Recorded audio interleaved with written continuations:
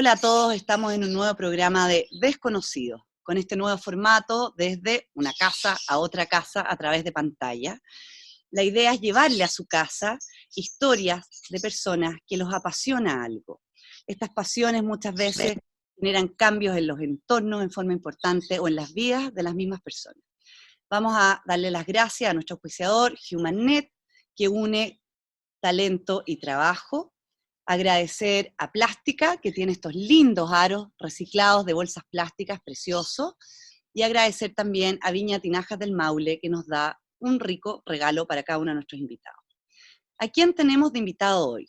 Hoy día tenemos la suerte y el lujo, yo tuve la suerte por lo menos de conocerlo hace un mes atrás, a un guitarrista flamenco que yo personalmente no estoy metida en la música, no estoy metida en el flamenco, no lo había escuchado.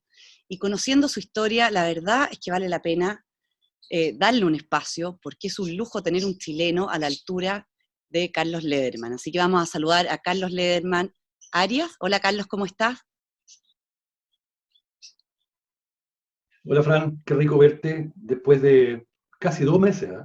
Casi 2 meses. Carlos es concertista en guitarra flamenca y además profesor. Tú haces clase, ¿no es cierto? También. Haces clase. Tiene un amplio currículum que no lo vamos a mencionar completo porque nos gastaríamos 20 minutos del programa en mencionar el currículum de Carlos, pero un reconocido guitarrista flamenco en Chile, en España y en varios lugares del mundo. Así que muchas gracias, Carlos, por conversar con nosotros. No, encantado, Fran. Vamos a partir preguntándote o que le cuentes un poco a la gente qué le pasó a Carlos Lederman que se dedica a la guitarra flamenca. ¿Qué pasa en tu vida? ¿A qué edad comienza esto de la guitarra flamenca?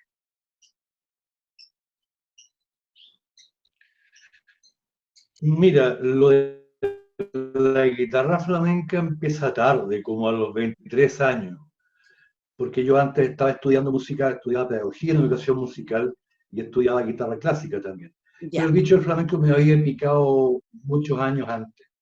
ya. Entonces, dedicarme a esto fue como a los 23 años.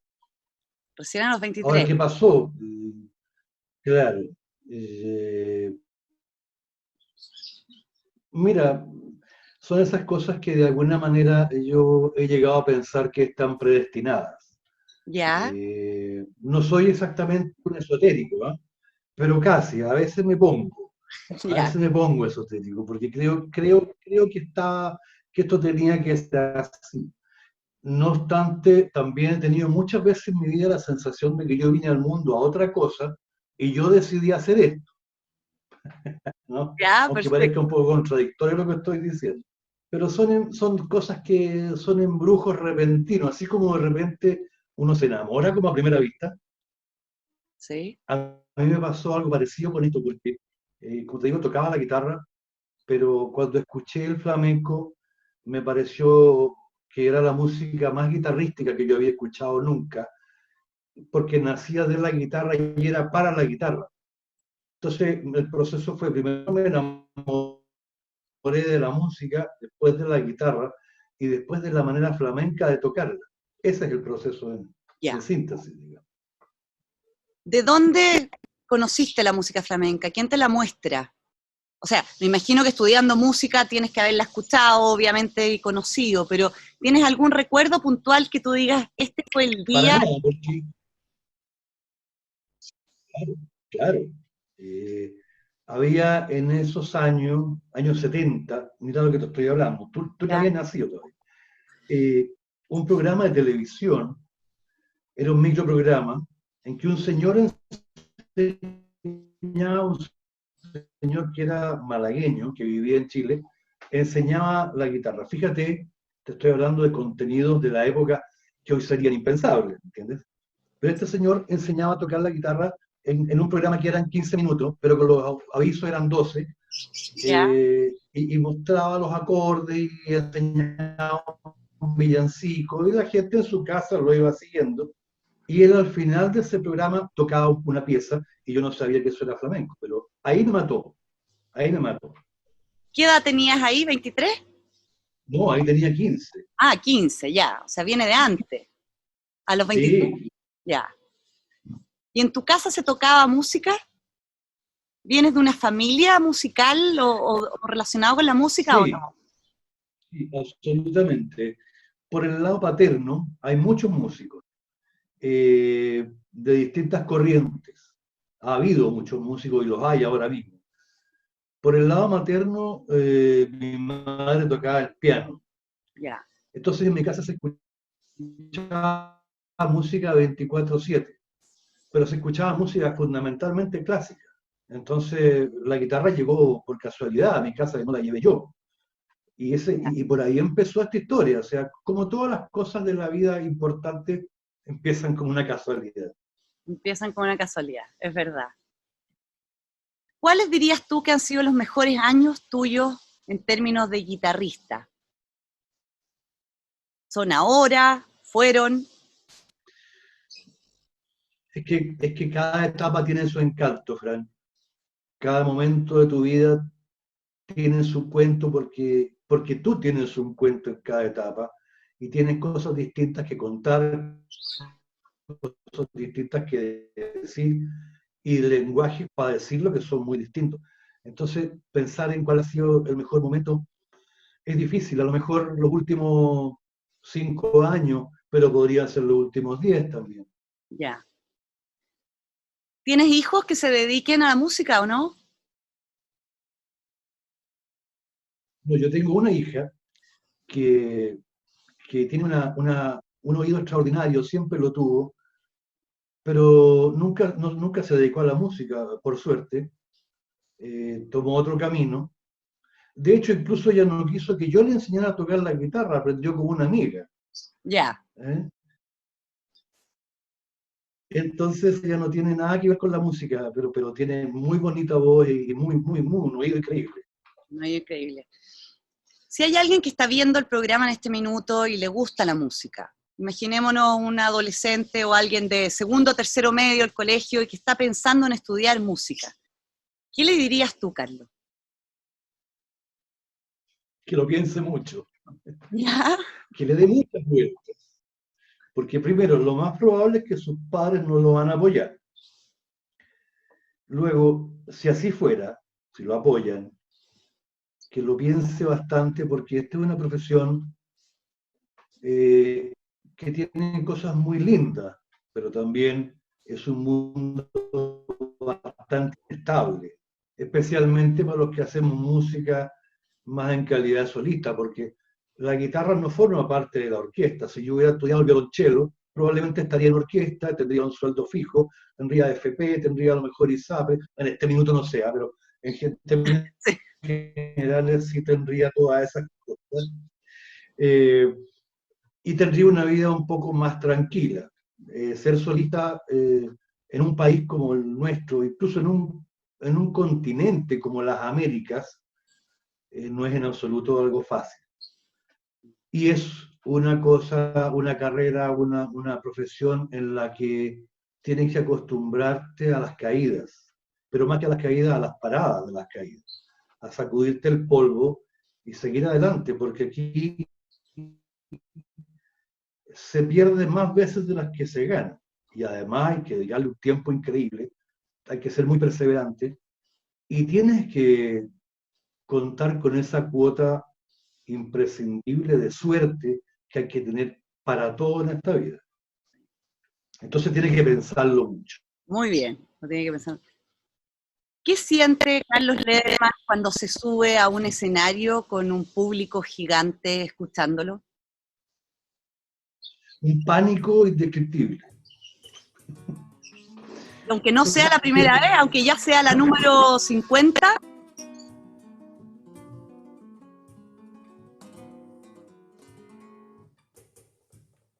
No hay un número de veces que tú digas, ya, ahora me siento tranquilo. No, uno siempre tiene miedo, porque uno es un ser humano, la guitarra es un instrumento traicionero,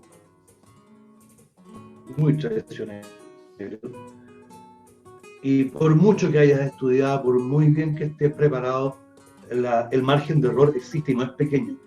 Entonces, mientras tú vas, a medida que vas consiguiendo tener un nombre, has grabado tus discos, ya has hecho un montón de cosas, se parte de la base que la gente que está ahí espera a un señor que debe tocar muy bien. Pero hay un problema adicional. Ese señor que se supone que debe tocar muy bien, va a hacer todo lo posible por tocar bien. Pero, ¿cuál es el ingrediente adicional? No hay ninguna razón para suponer que tal día, en tal lugar, y a esa hora yo deba tener ganas de tocar la guitarra. Entonces esas ganas me las tengo que hacer. Sí, claro. Y para poder hacerlas tengo que tener un nivel de preparación que me dé un margen mínimo de seguridad. Pero esa seguridad, como te digo, siempre es relativa porque se siente los últimos 5 minutos antes de entrar al escenario, siempre me he preguntado, ¿para qué me metí en esto? Juro. Siempre me he hecho la misma pregunta. Pero ¿tú crees, Carlos, que alguien del público que escuche un concierto de guitarra se puede dar cuenta de un error en la guitarra? Porque yo sí. Pero evidente. ¿Ah, sí? Pero evidente. Sí, la gente no es sorda. Por supuesto hay personas que no se dan cuenta, y además uno aprende trucos con los años de oficio para sacarse el pillo con dignidad. Claro. Pero esa es una cosa. Otra cosa es que nadie se vaya a dar cuenta. Evidentemente hay personas que se dan cuenta porque uno mismo, cuando uno es público, también se da cuenta que algo pasó. Entonces uno no puede jugar a ganador con la idea de que no, si ellos no saben de esto, así que no se van a dar cuenta. Se dan perfectamente cuenta. Sí. Y el problema, ¿no?, es que, como te decía antes, que en la medida que tú vas adquiriendo un cierto prestigio, ese prestigio hay que defenderlo. Sí, claro. Y cuando grabas un disco, después resulta que tienes que poder tocar eso en directo y que suene como el disco, por lo menos lo más parecido posible. Obvio. Y eso es una mochila que pesa mucho. Sí, me imagino. Te iba a preguntar por tus discos. De ahí el miedo. Sí, claro. Podemos mostrarle a la gente los discos que tienes, los tienes tú en tu casa, no los tengo yo acá. No sé si podemos mostrarle lo que has hecho, lo que has sacado, el libro también. Cuéntanos un poco los discos, a ver. A ver, mira, este fue el primero. Ya. Que fue el del año 2000. Eso se llama Barajando. Ese es el título del disco. Después, el año 2005, vino este otro, que se llama Óleo en Madera. Ya. Y tiene un subtítulo, Paisajes y retratos para guitarra flamenca. Después, en el 2010, lo que significa que cada 5 años... Sí, estamos viendo que cada 5 años. Claro, cada 5 años. Esto se llama Gotas de Anís. Ya. Es uno de los que me gusta. Y este es el último, que se llama De Tiempo en Tiempo. Los títulos tienen alguna... 3 de estos títulos tienen su historia, pero en el caso de Barajando tiene que ver con ese acto mágico que uno hace con las cartas antes de jugar, ¿no es cierto?, de barajarlas. De baraja. Porque uno tiene que ir barajando la vida, barajando la cotidianeidad, barajando lo que se te presenta y barajando tus reacciones y tus acciones. Entonces, de ahí el título de Barajar. Ya. Después, el óleo en madera tuvo que ver con una suite que me encargaron en homenaje a un pintor de Granada que retrataba a los artistas flamencos. Entonces la idea fue musicalizar 4 de estos retratos. Perfecto. Me los envió, yo tenía que de alguna forma dialogar con estos retratos y ver qué música les ponía. Y entonces, además, como ya eran 4 y normalmente un disco tiene 8 temas, bueno, se agregaron los otros que son paisajes. Y son paisajes porque son musicalizaciones de paisajes que marcaron de alguna forma mi vida. Perfecto. ¿Y tú eres el compositor de esto también, o no? Perdona, Carlos. ¿Tú eres el compositor?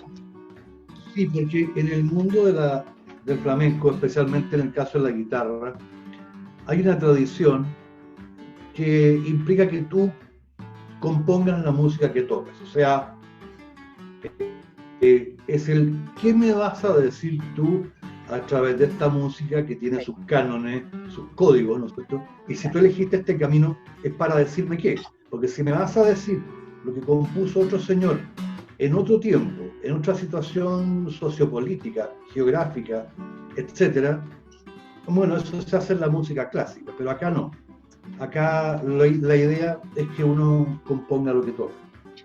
Qué interesante en realidad, porque no siempre las personas que dan conciertos o que tocan instrumentos componen necesariamente. Yo me imagino que en otros instrumentos y en otras áreas, como tú dices, en la música clásica se repite lo que otro compuso, pero acá hay un tema de composición y expresión personal gigante. Bueno, eso fue otra de las cosas de la guitarra flamenca que me enamoraron, ¿te fijas? Porque me daba la posibilidad a mí de contar mis cosas, de decir mis cosas, mi historia, mi manera de entender esto, ¿no? Sí. Que yo siento que, y aquí voy a decir algo que le va a caer mal a mucha gente, pero yo siento que la música debería ser siempre así. No obstante, es imprescindible que haya quien grabe las 32 sonatas de Beethoven, porque si no, no las conoceríamos, ¿entiendes? Obvio.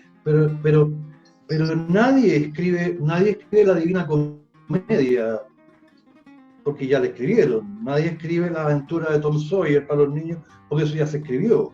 Sí. O sea, nadie esculpe la Pietà porque eso ya está y es insuperable. Claro. Entonces, no sé, pues, en la pintura nadie se dedica, hay quienes sí, pero si es un artista que quiere mostrar una propuesta, no se puede pasar la vida pintando la Gioconda porque la Gioconda ya está ahí. Exacto. Carlos, ¿dónde encuentra la gente tu música? Por ejemplo, si alguien que ve el programa dice, yo quiero comprar esto, ¿dónde se compra?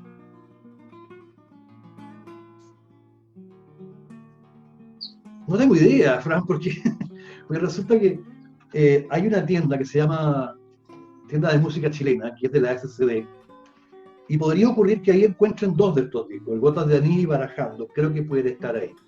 Ya. Pero, por ejemplo, el último, de Tiempo en Tiempo, es un disco que se hizo en formato digital. Se sacaron muy poquitas copias en físico como carta de presentación que volaron rápidamente, y ese está en un portal que se llama Portal Disc, que es de música chilena. Ya. Gotas de Anís está ahí también y está en Spotify. Los otros ya están aquí en mi casa. Ya. Carlos, ¿y en tu página web están? Por ejemplo, si alguien entra a tu página web, ¿puede escucharte ahí? Sí, en mi página web está todo el último disco. Están las 8 pistas. Sí. En YouTube también en mi canal están las 8 pistas. También. Vamos a poner entonces la página web aquí para los auditores y YouTube. Quería mostrar unas fotos, no las vamos a ver ahora nosotros porque nos estamos mirando la cara, pero aquí las vamos a meter después. Es que me llamó mucho la atención. Yo le pedí a Carlos una foto de cuando comenzó con esto y una foto más reciente. Te encontré un guapo. Bueno, eres bastante atractivo todavía, pero encontré... Gracias, ¿Qué edad tienes en la primera foto? Mira, en la primera foto yo debo tener entre 24 y 25 años, probablemente 25. Porque me pareció que eras muy chico, no sé, tenías... La segunda, sí, yo era guapo en esa época. No, sigue siendo, todavía. Era la época de la universidad. Es que cuando estaba empezando toda esta historia. Sí, y tenía cara y guagua todavía. Sí, cara. Y la otra es actual, 65. Déjame decirte que encuentro mejor la de 65 que la otra es como un niñito. Si yo dije, ¿pero qué edad tenía aquí? 16 años pensé que tenía ahí. No, tenía como 25. Como 25. Y esa foto, la que me mandaste de los 25 años, ¿de dónde es? ¿Te acuerdas de ese día o de ese momento?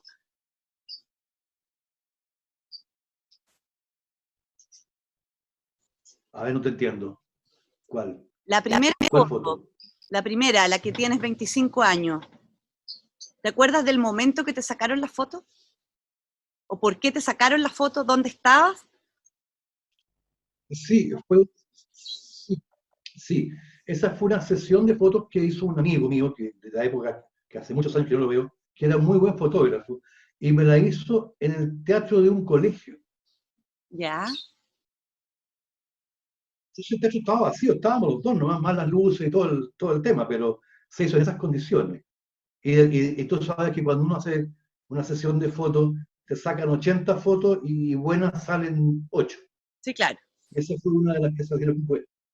Y la última, la otra foto, la que es más actual. Esa, esa me la hizo un amigo para promocionar un concierto que era del año 2019, que se llamó Desde mí. Ya. Era con esa finalidad. Te quería preguntar por el libro que tienes, que se llama Identidad Propia. ¿Por qué no nos cuentas un poco de dónde salió este libro? De repente de músico a libro. Mira, pasa que a mí me gusta mucho escribir y me gusta también mucho enseñar. Entonces, Óscar Herrero, que es uno de los grandes, pero grandes guitarristas flamencos de la actualidad, tiene una editorial. Ya. Entonces un día me propone, oye, ¿qué tal si hacemos un libro? ¿Pero un libro de qué? Bueno, se elige el tema. No, pero es que eso es muy amplio. Estamos hablando de flamenco, claro, pero como ¿qué se te ocurre a ti? No, se puede hacer una autobiografía, no, ¿a quién le va a interesar una autobiografía mía? Entonces, finalmente llegamos a la conclusión de que no se había hecho un libro sobre la composición en la guitarra flamenca, que no pretende ser una guía, porque justamente por eso tiene un subtítulo que dice Apuntes y sugerencias para la composición de la guitarra. Y bueno, me puse a hacer este libro y se publicó en Madrid, no acá. Ya. ¿Se encuentra en Chile? ¿Se encuentra no, acá no está. Acá no. ¿Y se puede pedir alguna acá en Chile no lo encuentro. Se puede pedir a la editorial Óscar Herrero. Ya. Te lo pueden enviar en físico o en ebooks. Ya. De hecho, la anécdota del semestre ocurrió hace 2 o 3 días atrás, que alguien lo compró este libro en Kuwait. O sea, a mí eso ya lo... Ya, creo que es la anécdota del semestre. En Kuwait. Bueno. Y está escrito en español. No sé si va a entender algo. Claro, por eso... Está en español. Está en español. Ya, vamos a preguntar, me voy a meter después en las páginas web para ver dónde está tu libro. Y ese libro, ¿tú sugerirías que alguien, por ejemplo, que toca guitarra flamenca le pueda interesar o alguien que simplemente quiere conocer de qué se trata el flamenco? No, porque como te digo, es netamente de la cosa creativa, de la composición. No habla ni de la historia de la guitarra flamenca, ni nada, es netamente de composición. Incluso es un libro que tiene muchos ejemplos musicales, muchos ejemplos en pauta. Ah, perfecto. O sea, súper técnico. Es técnico, es más bien técnico porque en definitiva de lo que se trata aquí es de una serie de preguntas que yo creo que uno tiene que hacerse antes de empezar a componer. Palabra que además a mí no me gusta, ¿eh? La palabra componer no me parece la mejor, pero bueno, es la que se usa para estos casos. Primero porque siento que no hay nada que se haya compuesto que uno deba componer. Y segundo porque los sonidos ya están ahí, lo que uno hace es ordenarlos a su manera, pero los sonidos ya existen. Entonces, antes de pensar en componer, o sea, antes de iniciar la composición, porque el inicio de una composición es como cuando estás frente a una hoja en blanco, ¿no? Y te dicen, escribe algo. Espérate, ¿cómo? No, escribe algo. Bueno, la composición siempre obedece a una especie de necesidad. Y creo que antes de abordar el trabajo netamente creativo hay que preguntarse un montón de cosas. El por qué, el para qué, el cómo, etcétera, etcétera. Y todo eso está acá. Esa es la idea, ¿te fijas? Pregúntate cosas antes de componer. No llegues y empieces porque entonces es probable que tu nivel de coherencia se vea dañado por la pasión. Primero piensa qué quieres decir. Piensa si eso ya se dijo o qué vas a aportar, por qué lo quieres hacer, en qué atmósfera lo quieres envolver, cómo quieres presentarlo, cuál es tu propuesta, esas cosas planifícalo de alguna manera, ¿no? Creo que de eso se trata este libro, de eso hablo. Carlos, cuando haces clases y estás con tus alumnos, perdona la pregunta ignorante, pero en el fondo, ¿lo que tú les enseñas es a componer en flamenco o se enseña a tocar cosas de otras personas? ¿Cómo es el aprendizaje de esto cuando tú haces clases? Mira, no, lo primero que hay que hacer es enseñarle a tocar la guitarra bien, enseñarle la técnica del flamenco, porque la forma en que nosotros tocamos la guitarra es única, es la nuestra. Los que tocan jazz tienen la suya y los que tocan bossa nova tienen la suya. Entonces a un alumno lo primero que hay que enseñarles es la técnica para que suene a flamenco. Ya. Y el alumno Cuando recién... Perdona, Sí. ¿el alumno que toma clase ya tiene que traer una guitarra básica de antes o no? Idealmente que toque, Ya. porque partir de cero en la guitarra flamenca es un poco complejo. Ya, perfecto. Ojalá que venga con un equipaje ya más o menos armadito. Ya. Entonces recién después, cuando ya tiene la técnica y suena flamenco, entonces empieza a tocar piezas que en mi caso yo compuse con un criterio didáctico para que conozca las distintas formas musicales del flamenco. Ya. Y hay un nivel básico, un intermedio, un superior, que va subiendo también el nivel de dificultad, y luego está la maestría. Y recién ahí se empieza a abordar el trabajo composicional. Recién ahí, no antes. Y se aborda primero desde la música. ¿Te ha tocado tener algún alumno que haya llegado a ese nivel o con algún alumno que tú hayas tocado en público? Porque lo consideras tan buen alumno que sí, toquen juntos. Varios. Sí, por lo menos unos 7 u 8. Ah. Claro que esto es piramidal, porque estoy hablando de 7 u 8, pero de un universo más de 150 que han pasado por acá. Ya, o sea, de 150 más o menos terminan 108 en la mayoría de veces. No necesariamente, esos son los que han tocado conmigo. De los 350 han llegado a algo interesante unos 25 o 30, no más. Pero es harto. Va quedando gente en el camino. Sí. Bueno, es bastante, pero tampoco se han dedicado todos ellos profesionalmente. Tocan muy bien, pero no todos son profesionales. Carlos, ¿algún mensaje que quieras enviarle a la gente hoy en día que está en sus casas y que probablemente va a ver este programa en este contexto de pandemia que estamos viviendo? Como para cerrar el programa, ¿algún mensaje, alguna idea? Porque ya se nos acaba el tiempo.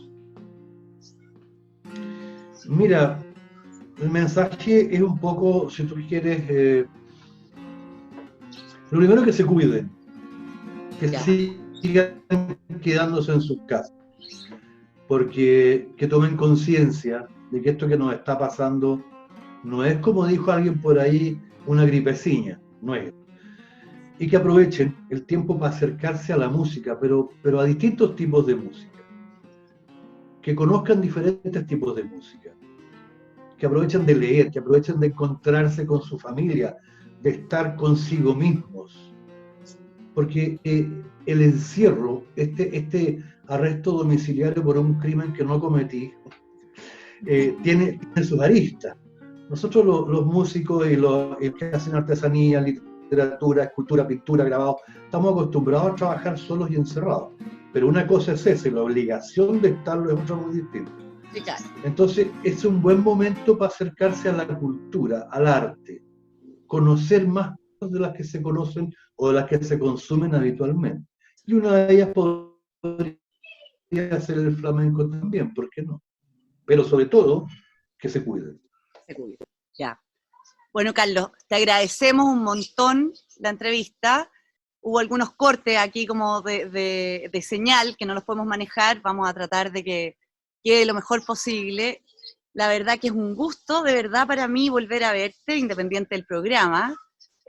Considero que eres un gran ser humano, más allá de la guitarra. Quizás yo ahora te estoy entrevistando para que conversemos un poco sobre la guitarra, pero eres una gran persona, humanamente, así es que muchas gracias por tu tiempo, por darte el espacio para contarle a la gente de qué se trata esto que te ha apasionado, y ojalá que nos veamos sin cámara, digamos, en un tiempo más.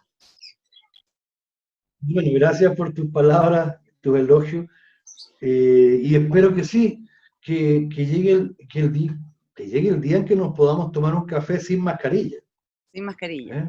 exactamente, exactamente. Ya, Carlos, un abrazo grande, muchas, muchas gracias, te va a llegar de regalo tu vino de la Viña Tinajas del Maule, ¿ya? Sí, yo estaba pensando, bueno, ¿y cómo me van a pasar el vino por aquí por la pantallita esta? A ver, así que No, ese te me lo voy a muero. mandar, te lo voy a mandar. Bueno, Y nosotros nos despedimos hasta otro programa de Desconocidos. Agradecemos a HumanNet, que une talento y trabajo. A Plástica, con estos lindos aros que hace de bolsas reciclables, y nuestro gran auspiciador Viña Tinajas del Maule, que nos da un regalo para nuestros invitados. Nos vemos. Chao.